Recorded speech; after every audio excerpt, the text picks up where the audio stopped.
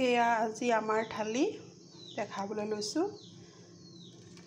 কেৰেলা ভাজিলোঁ শুকান জলকীয়া আৰু পিঁয়াজ দি নিমখ হালধিৰে।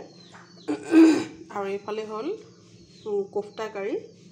এইটো হ'ল মালাই কোফটা কাৰী বুলি ক'ব পাৰি, কাৰণ মই দিছিলোঁ ইয়াত আলমণ্ড, কাজু, কিচমিচ আৰু দৈ পেষ্ট বনাই।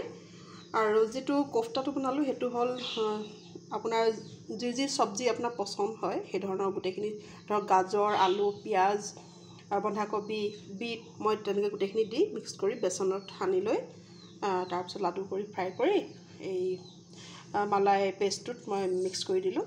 আৰু এইফালে চালাড আৰু ভাত, ইমানেই।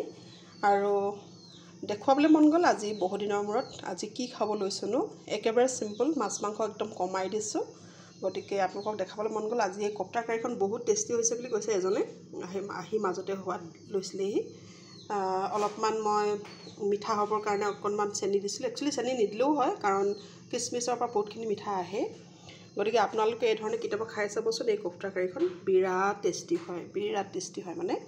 গতিকে এবাৰ বনালে আপোনাৰ বাৰে বাৰে বনাবলৈ মন যোৱা এই তৰকাৰীখন। গতিকে এদিন বনাই খাই চাব, খুব ভাল লাগে। এতিয়া আমাৰ ভাত বাঢ়ি ৰৈ আছে ৰাইজ, যাওঁ খাওঁগৈ। আৰু আপুনিও এদিন এই ধৰণে বনাই খাব।